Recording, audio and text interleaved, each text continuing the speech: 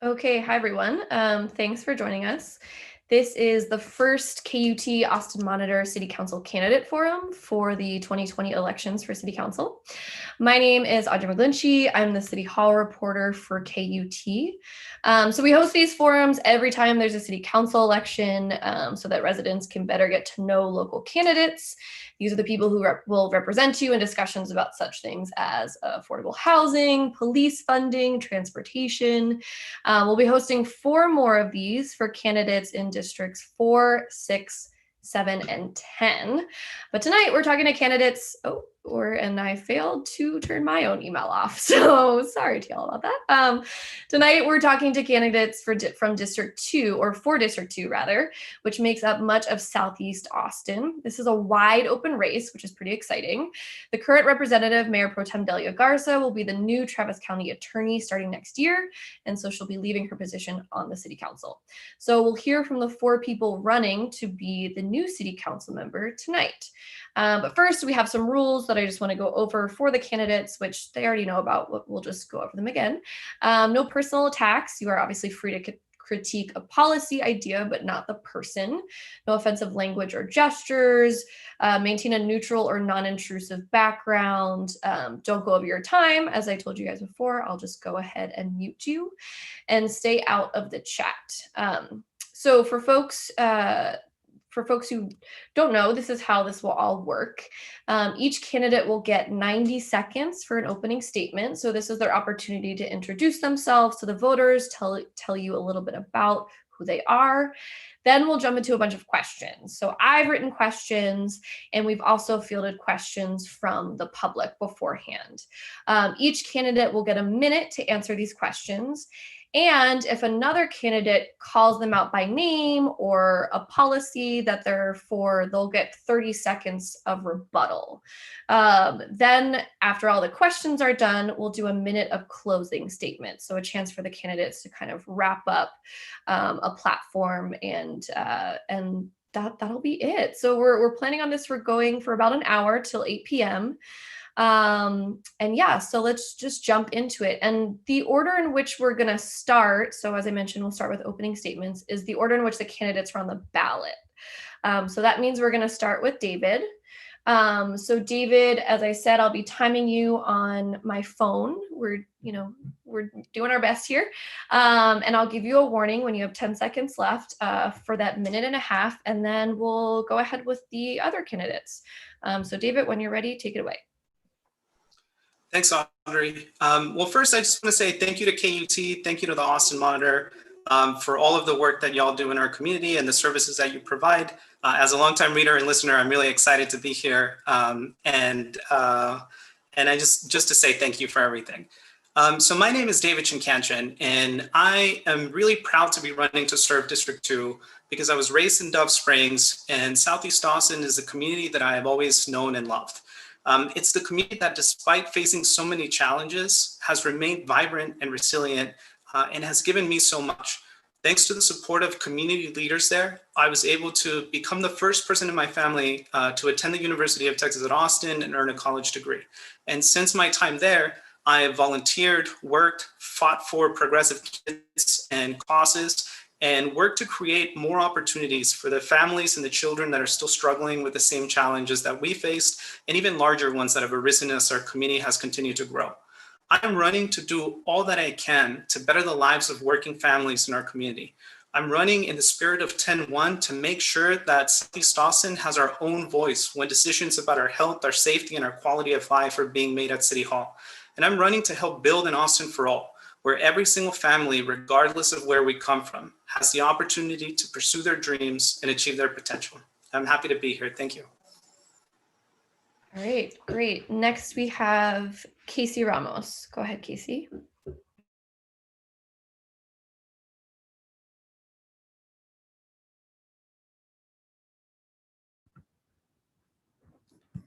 Can you see me? Yep, you're all good. Go ahead. Okay, sorry. Thank you to KUT and the Monitor for allowing me to be here. My name is Casey Ramos, and I've been in District 2 and in Dove Springs specifically for 3 generations now.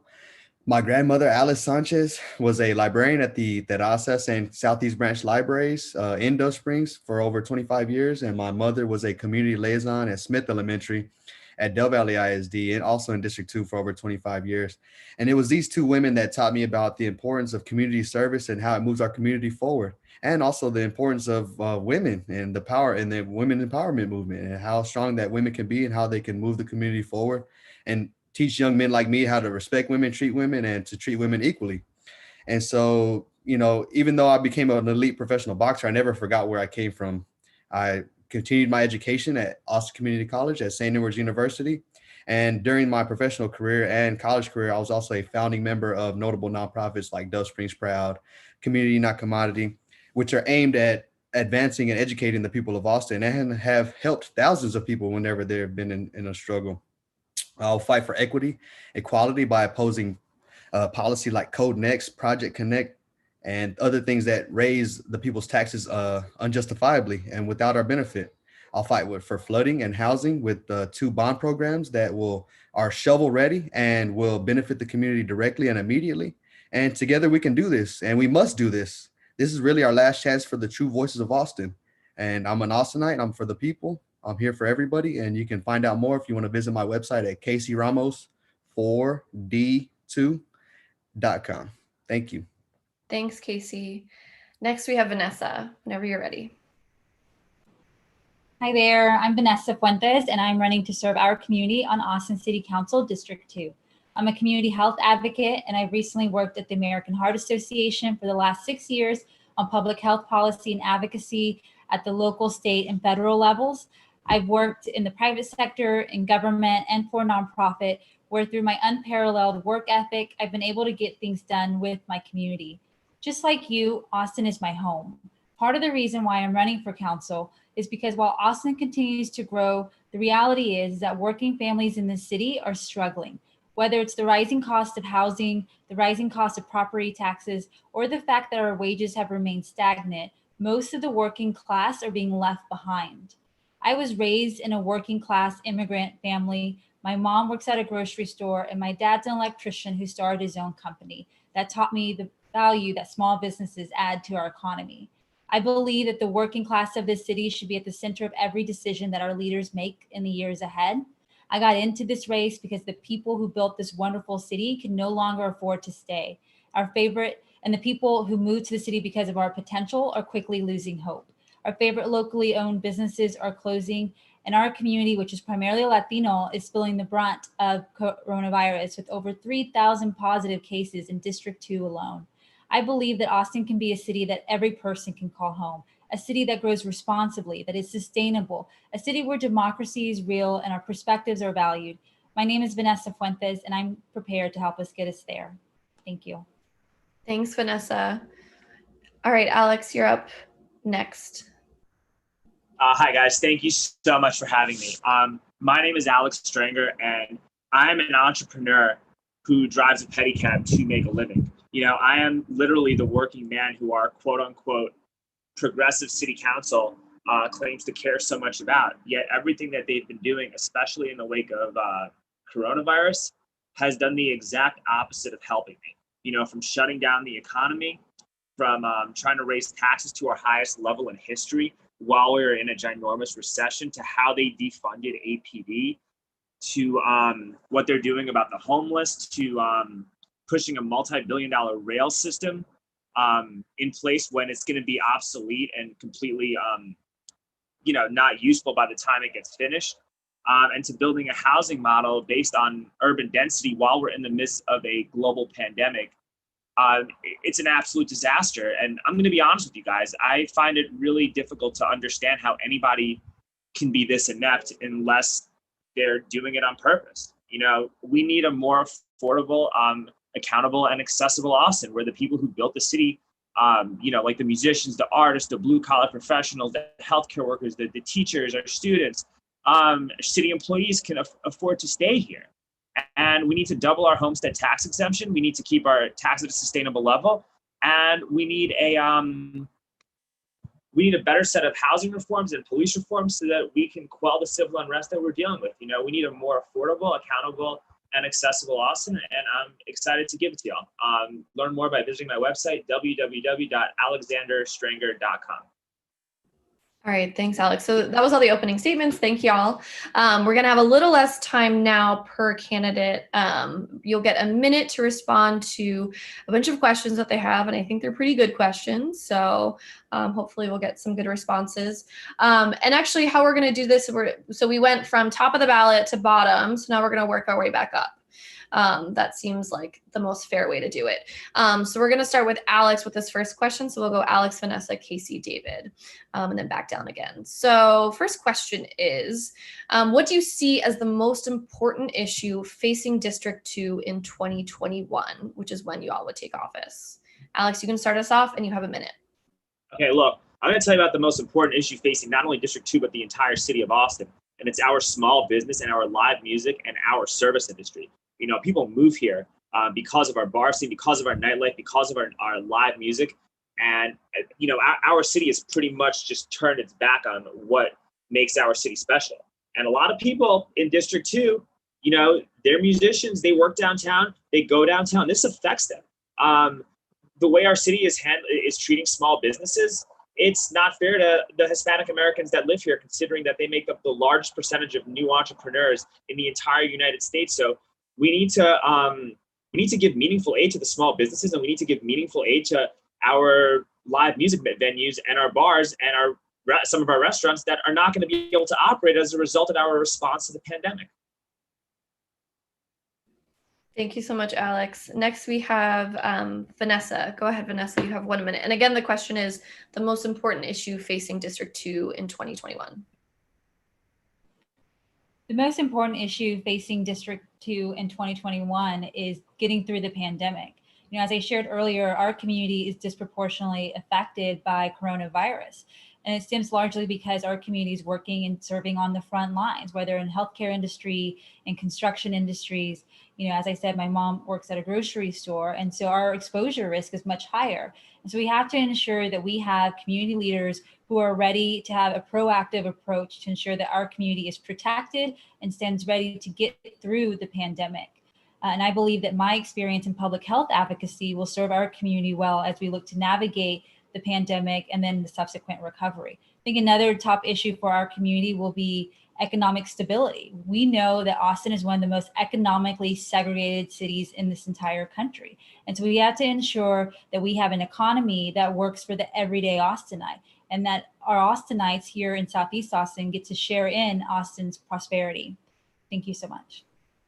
Thanks, Vanessa. All right, Casey, most important issue facing District 2 next year. Go ahead. I think this is an issue that really encompasses all of the issues and that covers all of them, and that's the poverty rate. We have approximately 30% of our residents in our district are poverty stricken or below the poverty rate, and only 20% have bachelor's degrees. And also a majority of our people live at 60%, 50%, or 40% below the median family income. So, you know, this all affects COVID. This all affects small business ownership. This all affects affordable housing. So this is actually the most important issue in our district. So if we can focus on bringing people above the poverty line, having them mitigate the costs of living through programs like boosting the minimum wage to $15 an hour instead of $7 and $8 an hour, so that people can actually live. You know, having access to food, having access to healthcare, all of this encompasses the poverty line. And so I believe if we can bring our people out of poverty, we can thrive as a community even further. Thanks, Casey. And David? Audrey, it's going to be the pandemic and the recovery that comes afterwards. Our community has been disproportionately impacted. In Southeast Austin, in 78744, the zip code that I was raised in, the zip code that I live in now, there's real pain, suffering, and death around us right now. When we think about how we got here, it's the result of decades and decades of institutional neglect that have left us with pre-existing conditions like housing insecurity, like lack of access to quality healthcare and economic opportunity. And like others said, we have frontline workers as part of our community that are going out there, risking their lives, risking their health and their safety to provide essential services, but not being given a lot of choice, compensation, or protection. And so we need to build community resilience. We need to learn the lessons that are here to be learned so that we can build a new and better normal that focuses on justice and equity for our entire community. All right. And since two of the candidates brought up the pandemic, I was going to continue with a question regarding that. And if y'all could just make sure you're mute when you're not talking, I'd appreciate that. So the pandemic has shown us how little reach the city has within communities of color, particularly Spanish-speaking communities. What are your suggestions for improving relationships or communication with these communities? And David, we'll start with you. And you have a minute. Thank you. Well, like I said, in Southeast Austin, we're making up for decades of institutional neglect. We took a huge step forward when we finally approved 10-1 to make sure that we had our own voice from Southeast Austin in those communities. And I think that has already made a huge difference, but we have a long way to go.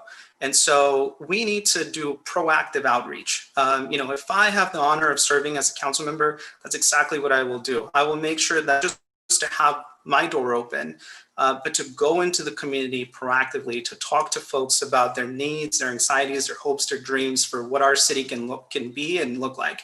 And I think we need more access. We need language access. We need accommodations for folks. We need to make it as easy as possible for folks to participate. And speaking about working families, one of my top priorities is providing childcare services. And I think that, that's a barrier for participation that we need to help knock down to make sure that working families are able to participate in their local government. And Casey, your response, how might you as a city council member improve communication between the city and communities of color, particularly Spanish-speaking communities?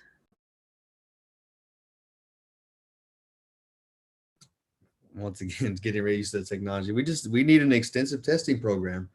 I believe that if we can implement an extensive testing program, we can encompass bringing everybody of all walks of life, including those who are Spanish speaking. So whenever they show up to the testing center, whenever they show up to find information, everything needs to be double-sided in English and in Spanish. There needs to be a translator, somebody who speaks English and Spanish, a doctor who's preferably bilingual. So, we just need to think about those people whenever we make each and every one of our decisions, because they're a huge part of our community. Immigrants, people who have been here for a long time, people who haven't been here for a long time. I mean, people who speak English and Spanish, or people who speak both. So we just need to have a more extensive testing program with extensive back tracing. That way we can find out who and where these are coming from, and we can stop the spread of COVID. And Vanessa?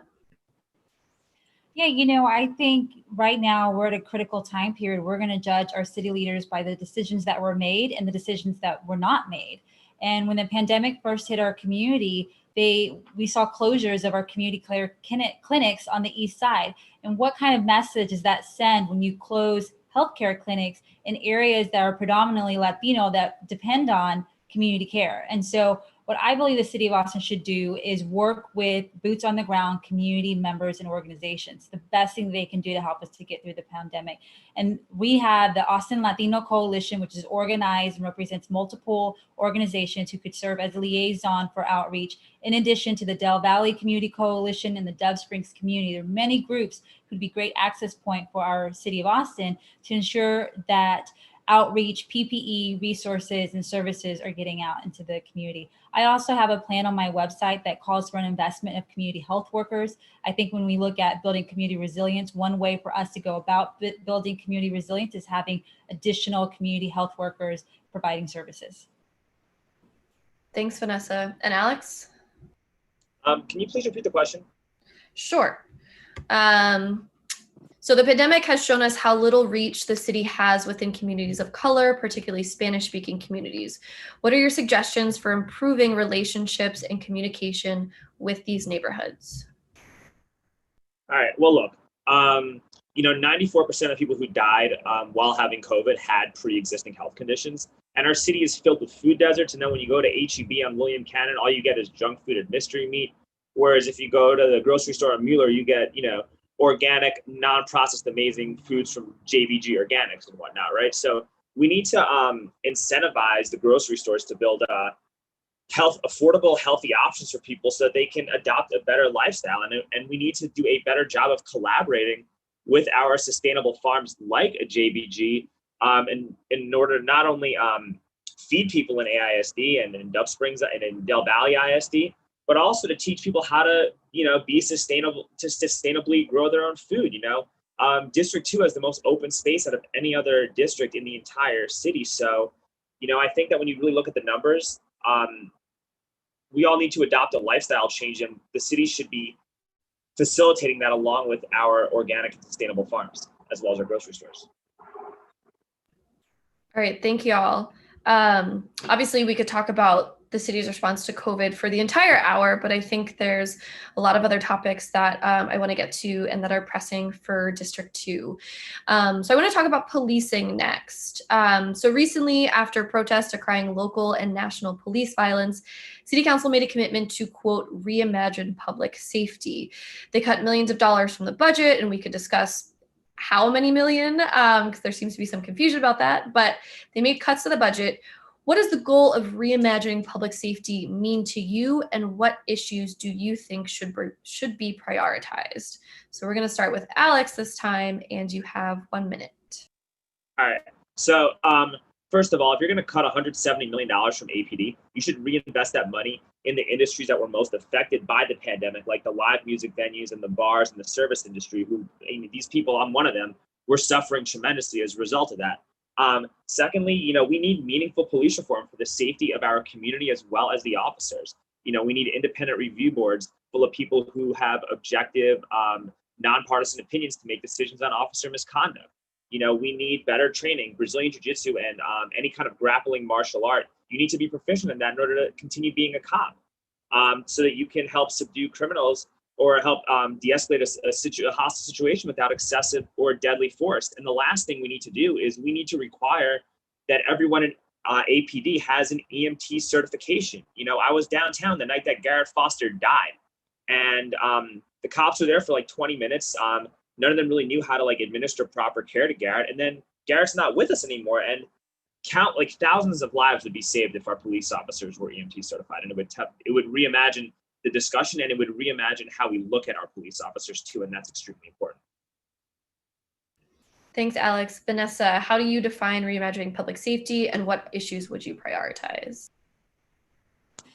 Yeah, I believe that part of the role of government is to make sure that we feel safe. And importantly, it's knowing that there's safety in our systems and our institutions, and the power that we see, recognize, and honor our humanity. And for my community, District 2 had the highest number of officer-involved fatalities in District 2, which is over 70% Latino. So for many in our community, we feel over-criminalized based on the color of our skin. And so when we talk about safety, we had to ensure that we're looking at it the lens of what does safety look like and feel like for everyone in our community. City Council has committed to reimagining public safety. I believe this is an opportunity for us to invest in areas that get to the root causes of crime, and that includes poverty. And I've had conversations with our police officers who both live and work in District 2. And so what I would like to see moving forward, because the real hard work lies ahead, is that we have police officers, advocacy groups, and our community leaders at the table and talking about where do we agree on first for reforming our public safety and moving on from there. Casey, go ahead.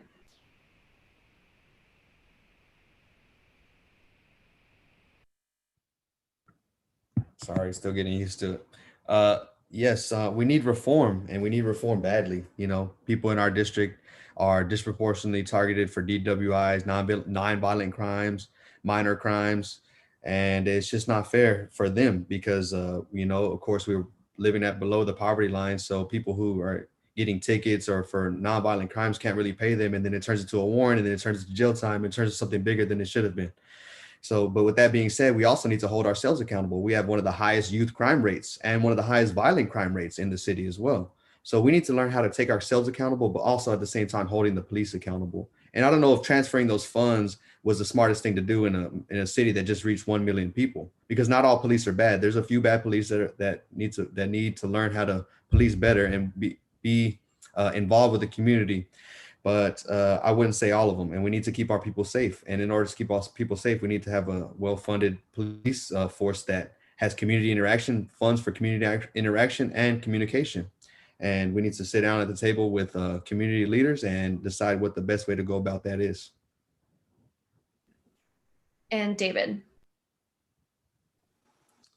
For me, this is an issue that gets at the heart of our campaign, and it gets, I believe, at the heart of our community values. The reason we are talking about this is because there is a national outcry and a national movement for justice and for Black lives.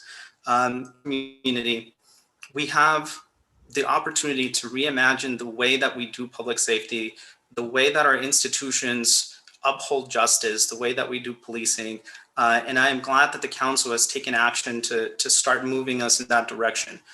For me, reimagining public safety means building systems that recognize the humanity of all people, that treat people with respect for their rights, and that better serve our public safety outcomes that we want to see. And so I think that it's, this is something that if I have the opportunity to serve on council, I'm going to prioritize. It's clear that people do not experience the criminal justice system, the policing system in the same way. And I think we can build something better here. Thank you all. Again, we might come back to the policing conversation and the city's response to COVID, but we're going to kind of tackle a bunch of topics right now. So I'm going to transition now to talking about transportation. So voters may or may not know that in addition to voting for one of y'all on the ballot, they will also be asked to vote for what's called Proposition A. And this is a $7.1 billion investment in a mass transit rail system, also known as Project Connect, or again, as I said, Prop A or Proposition A. Do you support Proposition A, and tell us why or why not? So this time we're going to go ahead and start with David and work our way down the ballot. Thanks, Audrey. Yes, I support Prop A because for me, transportation, especially public transit, isn't just about getting point A to point B. It's about social justice, and it's about access to opportunity. It's about whether people can access employment centers, schools, health centers, grocery stores, and in Austin, investing seriously in a transit system that serves folks who are transit, serves our working families is long overdue. And if we don't act now, it's only going to get more expensive, more costly to do this in the future. And so I am going to continue to advocate for better services, for better infrastructure for our Southeast Austin communities. But I do think Project Connects gets us moving in the right direction, and I will be supporting that. Thank you. All right, Casey, do you support Prop A, and tell us why or why not? Okay, no, I do not support Prop A. As stated earlier, people in our district live below or at the poverty line, and an increase in their taxes, whether minimal or maximum, which is maximum in terms of Prop A, they simply can't afford it. And also, Prop A is not a bond. Bonds are usually taken out for loans that you eventually pay off. Well, with Prop A, it has expenses in there for operating salaries and buildings, construction buildings, and other expenses that keep rising. So as they keep rising, so will our taxes. And so there is no set limit to how much this is going to cost us. Where does the money come from? Who got the budget for $9 million? How many workers is it going to take? How much steel is it going to take? How much work hours is it going to take to complete this and to dig a hole? And how much traffic is going to have to be back up until we finish this? So what I propose is just adding more bus lines. For $1 billion. We could add bus lines to make our bus routes come every 5 minutes and have twice as many bus routes in each neighborhood. And on top of that, we could have supplemental transportation, smaller metro vehicles that are going back and forth from bus stops and neighborhoods that are taking people like the elderly, pregnant women, children. Thanks, Casey. Further into neighborhoods. Thank you. Thank you. Vanessa, Prop A, yes or no? Yes, I support Prop A. You know, I believe public transportation for many Austinites is a lifeline that connects us to our work, childcare, health services, families, and much more. I believe that every segment of Austin stands to benefit from robust public transportation. And in our district, the western portion of District 2 will benefit immensely from Project Connect. However, I do not think Project Connect is good enough for our southeast quadrant of our community, and especially for our community in Del Valley. We need to see more access route and service routes in Del Valley, and I call upon our county leaders and Cap Metro to ensure equity in transit and make sure that we get equitable service to our southeast Austinite residents. And right now, coming through a recession, we're going to need a large-scale public infrastructure project. Project Connect will bring us jobs. The reason why it costs so much is because we haven't invested in a mass-scale public transit system. Austin is one of the largest cities without one. And also, we are in a climate crisis. So for our generation and for the generations that come after us, it's incumbent upon us to invest in Project Connect. Thanks, Vanessa. And Alex, 1 minute. Absolutely not. You know, we are in our biggest economic recession in history. The last thing we should be doing is spending billions of dollars on an infrastructure project that's going to be obsolete by the time it's finished. You know, like Casey mentioned, we need more bus lines. And, you know, 2 years ago, they cut 19 bus routes on, you know, predominantly Black and Hispanic neighborhoods is what the city did. So we need more bus lines, and we need to better utilize our micromobility devices also and place them at our bus stops, and maybe even create a program where people can subscribe to utilize some of these electric bikes and have a program where they can have those in their homes to enable efficient green transportation. And if you really want to talk about green transportation, by the time this rail gets built, you're going to have like Lime scooters and mopeds and e-bikes that are going to be able to go on 35 and Mopac anyway. And we're already making great advancements with electric vehicles, and they're going to be a lot more affordable by the time this happens. So, you know, by the time this rail gets built, it's not even going to be useful. And then you factor in that more and more people are working from home as a result of the pandemic. We're not going to get what we paid for when it comes to this. Alex. So it's like a good use of money. Thank you. All right, so again, hopping around again, I think another big issue facing the city as a whole, but specifically District 2, Southeast Austin, is affordable housing. So I'm actually going to pull from a question that a resident sent in, which is a pretty broad question, but I think it's pretty important. And the question is, how do you define affordable housing, and how would you implement it? Or I assume they're saying build it or create it in Austin. And so we'll start with Alex this time, working our way back up the ballot. You have 1 minute. Look, to me, affordable housing is defined as being able to live comfortably with 35, while paying 30 to 50% median family income in rent and whatnot, right? And what we need to do is we need to incentivize these developers to build these affordable units. If they exceed whatever density bonus requirements they wind up doing, just allow them to do so, but make sure that they build these affordable 30 to 50% MFI units and have it be allocated specifically for people who make up the backbone of our city. You know, build these affordable units for our artists, for our musicians, for our students, for our teachers, for our city employees, for our blue collar professionals. You know, that's what we need to do, and we need to focus on building affordable housing for the people that need it and contribute to how Austin, Texas is, so we don't push them out. Thanks, Alex. And just before we get to Vanessa, just because I like to define things for the audience, when Alex says 30 to 50% MFI, he's talking about the median family income. So in Austin, 30% median family income, which is considered, I believe that's considered very low income for a 4-person family or 4-person household. That's about $29,000 a year, up to 50, which is about $49,000 a year. So he was talking about housing for folks making that kind of income. All right, Vanessa, how do you define affordable housing, and how do we get it in Austin? You have 1 minute. Yes, thank you for this question. I'm really glad that we're having a conversation around what affordability means. And as you mentioned, for me, affordable housing should be at 50% MFI and below.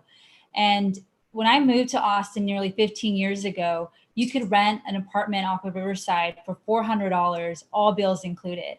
And that no longer exists today because we have politicians who run on a platform of affordable housing. They get elected and then they vote on policies that take existing affordable housing and displace them. And for housing that most working class Austinites can't afford. So it's really important that we talk about affordable housing, that we talk about it from a lens of, first, it starts with preserving existing affordable housing. And so I think that our community still needs to have a robust conversation around affordability and what affordable housing means and what that truly looks like, especially for our Black and Brown communities. Thank you. Casey.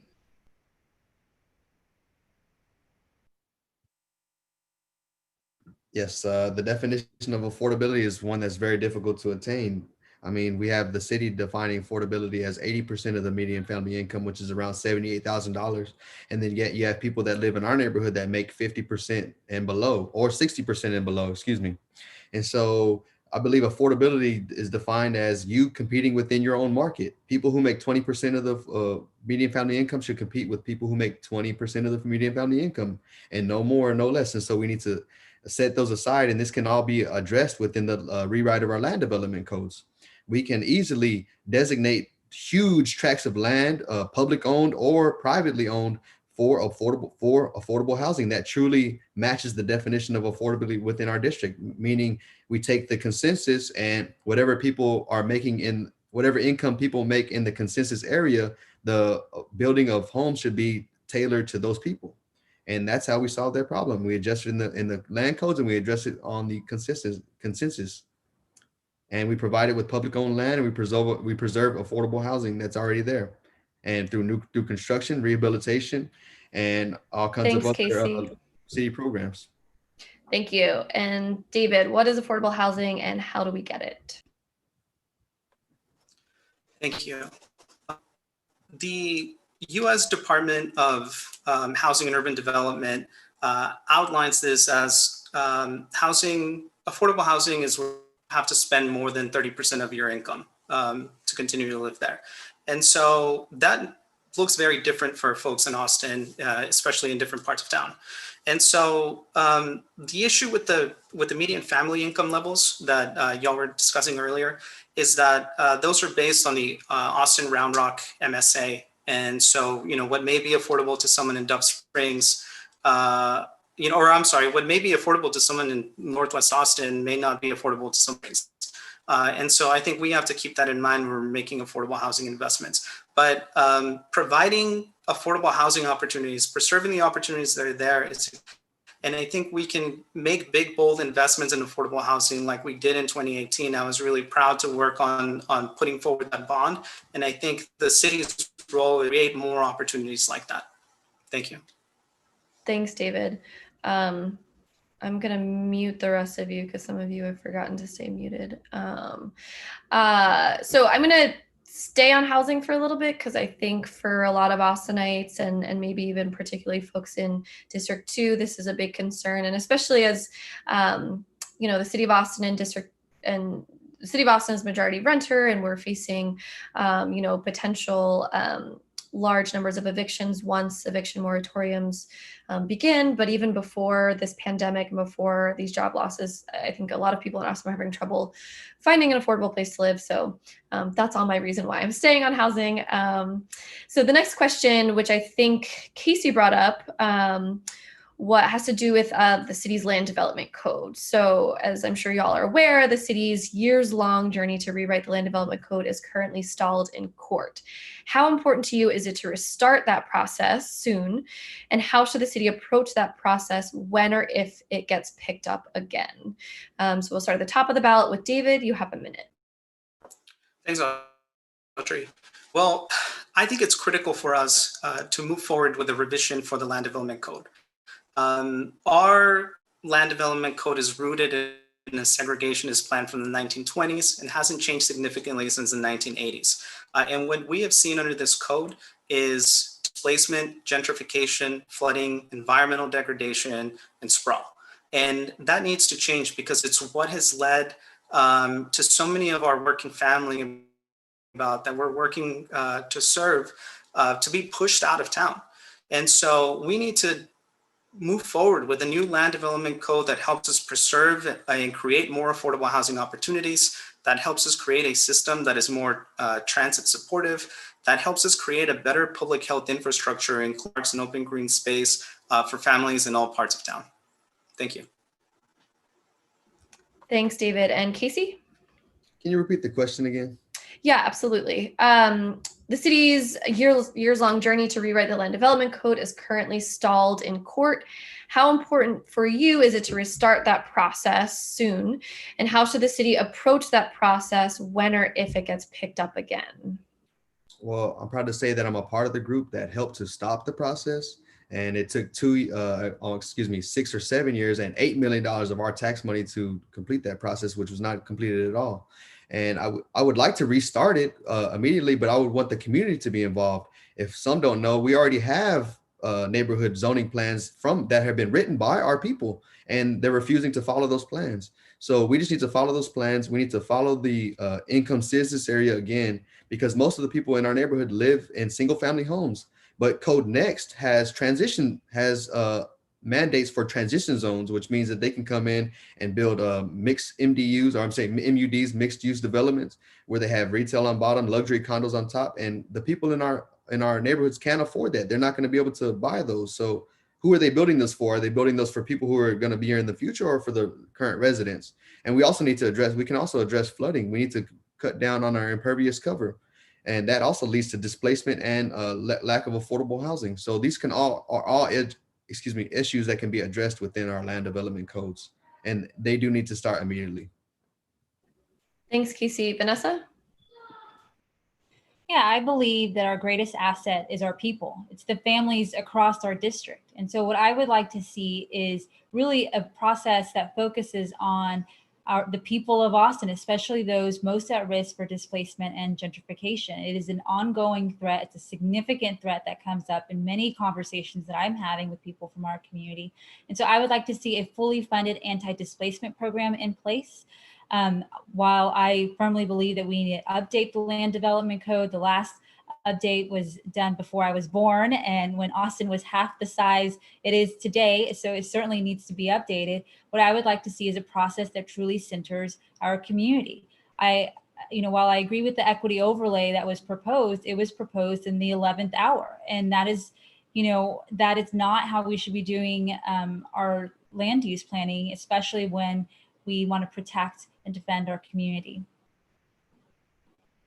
Thank you. And Alex, 1 minute. I mean, we should not be making people in District 2 feel as though they are being pushed out of their single family homes by the city. And that's what Code Next is doing. And we should not be pushing a housing model based on urban density while we're in the middle of a pandemic, when close proximity to people is literally, how you spread pandemics. And Casey said a lot of stuff that I wanted to say. He just happened to go first. But I will say this. In 2018, there was a Proposition J was on the ballot, which allowed people would have given people the opportunity to vote for to actually vote to whether or not they would approve a new land code by the city. And then the city launched this ridiculous ad campaign that was millions of dollars that said, "Don't Trump Austin" and whatnot. And then it got shut down. So we need to be able to vote on whether or not we should apply whatever land code the city decides to implement. This way, there's pressure on them to actually make it fair and equitable for people, especially people in D2 who own single family homes or live in single family homes. Thanks, Alex. I think we have time for 2 more questions before we do closing statements.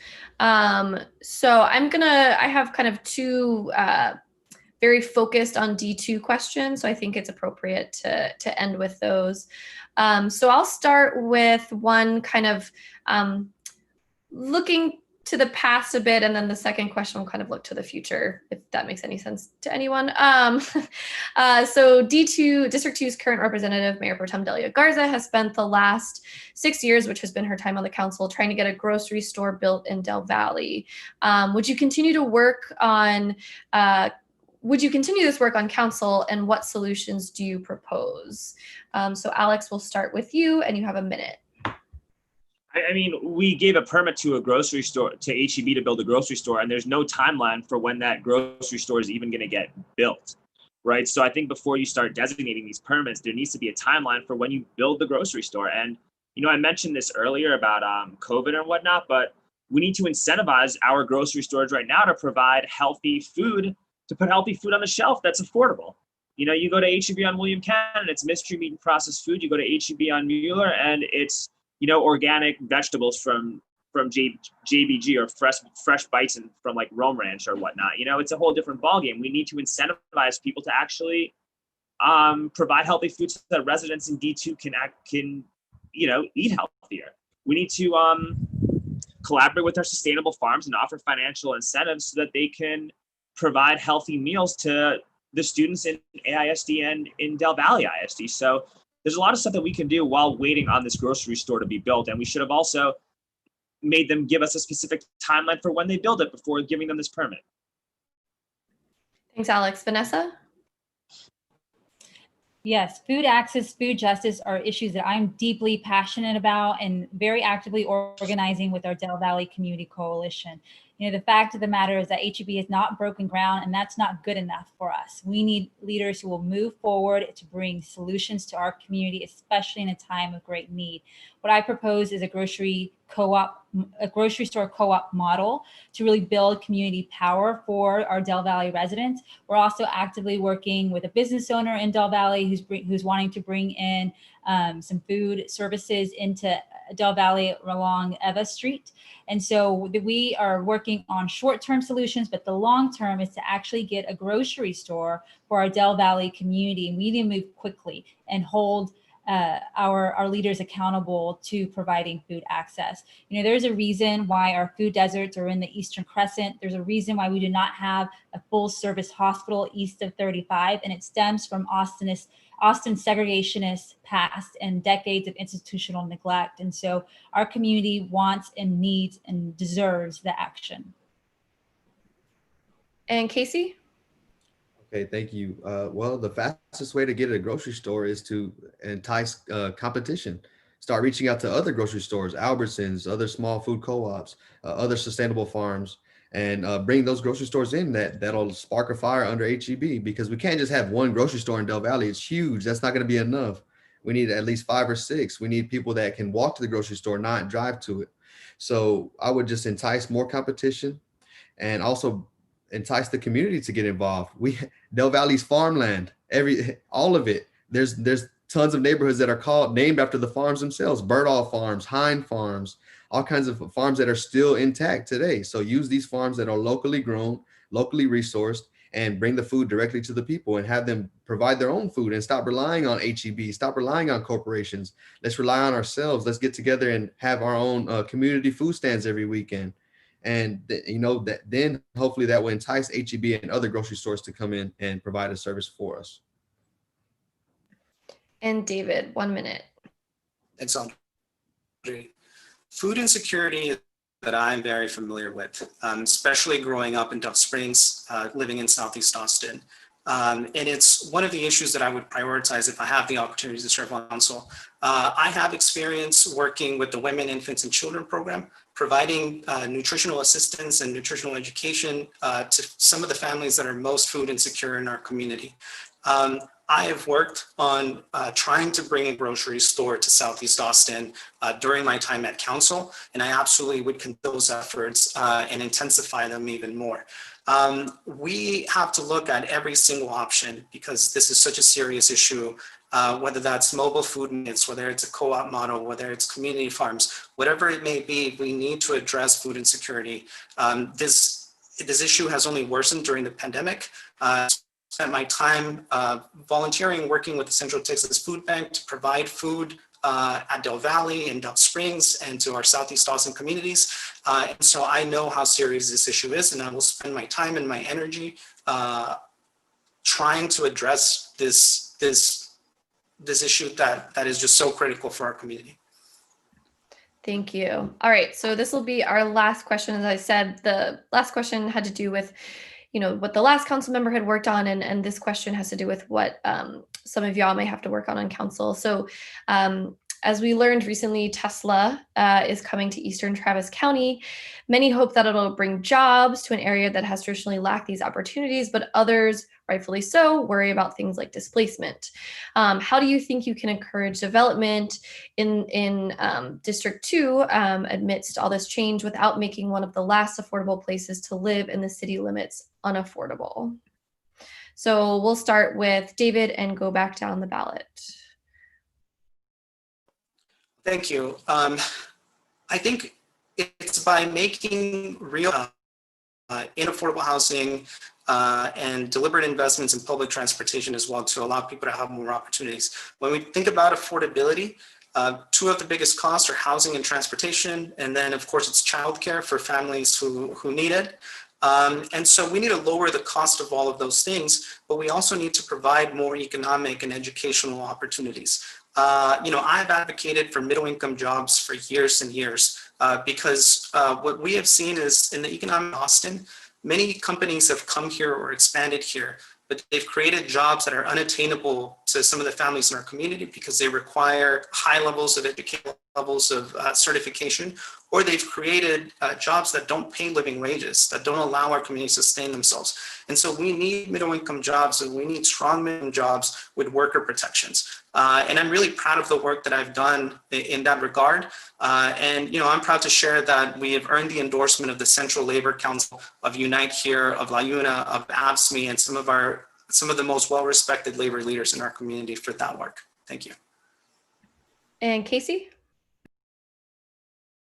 Thank you. Well, I propose two public works trust fund bonds that will work in conjunction with the rewrite of the upcoming land codes. And one is a public works trust fund that will take out a bond to fix our infrastructure, our stormwater infrastructure, or lack thereof stormwater infrastructure. And then on top of that, we will use an income housing based trust fund to build on top of that. And these can all be addressed within the land code. We can designate where we're going to build, how we're going to build, and what we're going to build. And this is the time that we can actually take control of our community. This will address small business growth. This will address affordable housing. This will address who's going to be able to afford. And this will also affect segregation. And if people want to be segregated, sometimes people like to have their own businesses, Hispanic-owned businesses, Black-owned businesses, and their own patrons. But not to say that we want to be segregated. We want to include everybody. But I mean, if it calls for it, then we need to have our own businesses. Vanessa? Yeah, when I talk with our Del Valley community, what comes up most often in our conversation is the need to get back to the fundamentals of infrastructure. Really looking at what does our Southeast Travis County community need, and it's basic infrastructure. We need sidewalks, we need parks, we need connectivity, we need community-driven community amenities, benefits for Del Valley. And it also includes looking at our water infrastructure and water quality and water treatment options. And so, I think the approach that I would take is really looking at the infrastructure for our Southeast Austinites. I think that my experience working in the private sector, government, and for nonprofit will help serve my community well, especially, at this time, it's needed to have a fresh voice, a fresh perspective, one that really prioritizes our community, that is for our community and less for City Hall interests. And Alex? Hey, can you please repeat that? Please repeat the question. Yeah, sure thing. Those are pretty big questions. I want to make sure I'm answering it. Okay. No, I appreciate that. Okay, so Tesla is coming to Eastern Travis County. Many hope that it'll bring jobs to an area that has traditionally lacked these opportunities, but obviously others, rightfully so, worry about things like displacement. How would you encourage development in the Del Valley area without making one of the last affordable places to live in the city limits unaffordable? All right. Glad you asked that. When it comes to Tesla, it seems from what I've read that a lot of the jobs are going to be blue collar type jobs, which should actually help a lot of the people here in Austin be able to afford to live here.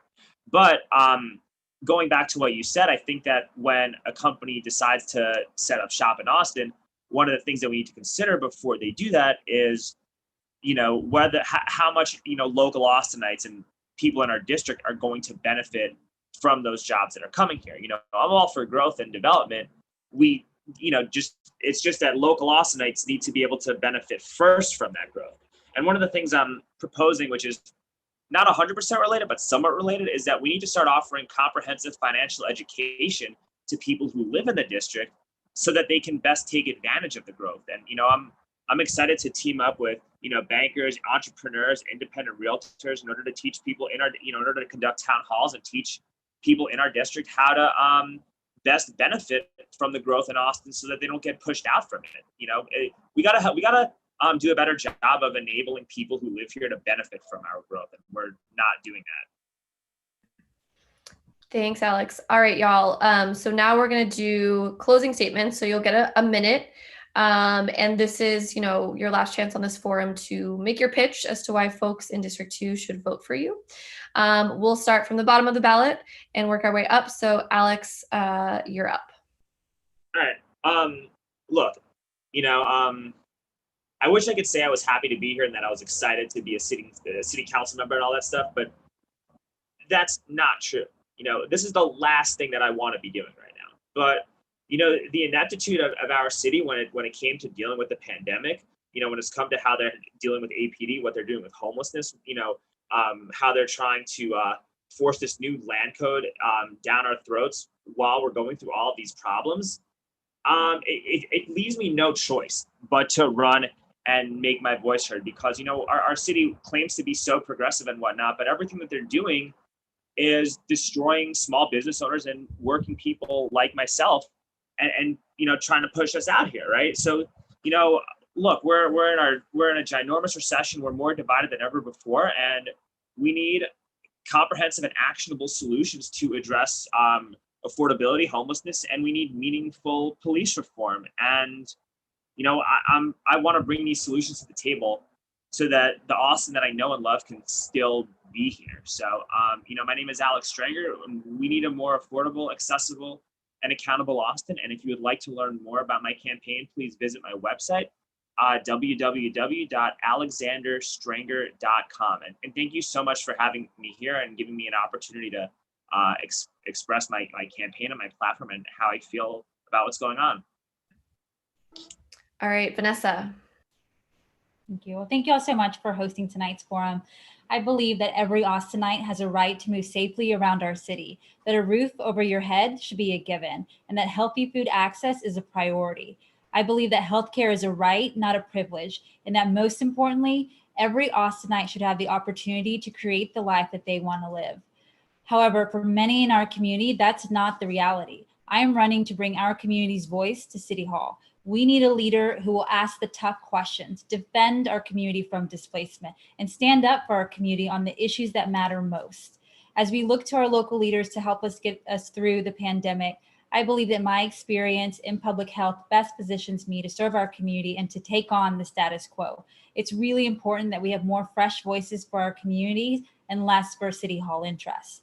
This campaign is for all of us. No matter our differences, we all belong. I love our city. I love our community. I will work hard for our community. It's time to show up for Austin. It's time to show up for us. We need to show up for us. Join me in this movement to bring change to City Hall by visiting vanessaporaustin.com. Thank you. Casey.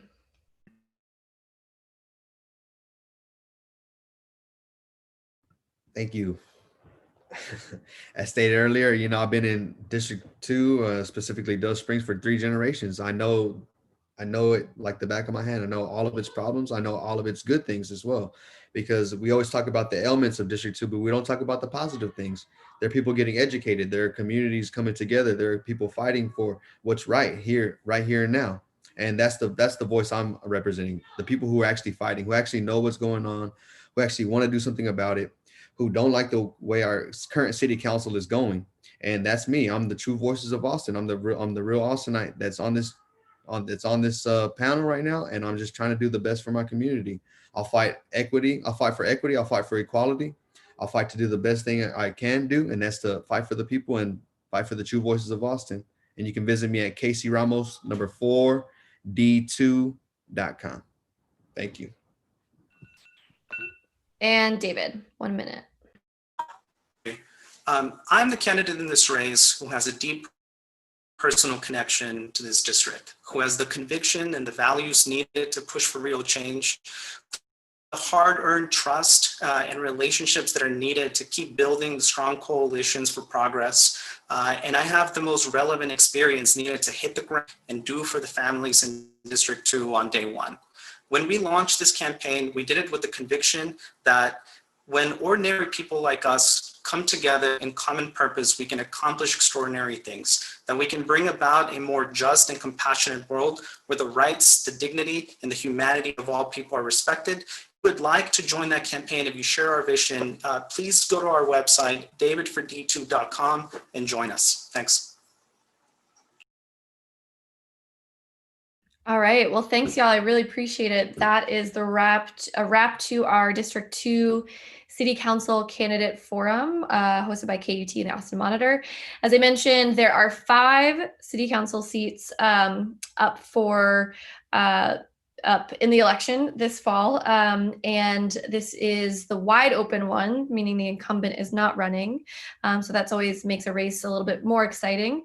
But if you want to watch the rest of the forums, we have 4 more forums, as I mentioned, districts 4, 6, 7, and 10. I hope I got that right. That was off the top of my head. The next one we'll be hosting is Wednesday. So that's this Wednesday at 7:30. That's for District 4, which is North Central Austin. And if you don't know what city council district you live in, you can Google Austin City Council lookup. That's how I find the website. And you can type in your address and figure out what city council you live in and if you'll have someone to vote for this fall, this November. And thank you all so much for coming out. I really appreciate your time, and yeah, hope you all learned something. All right. Have a good night, everyone.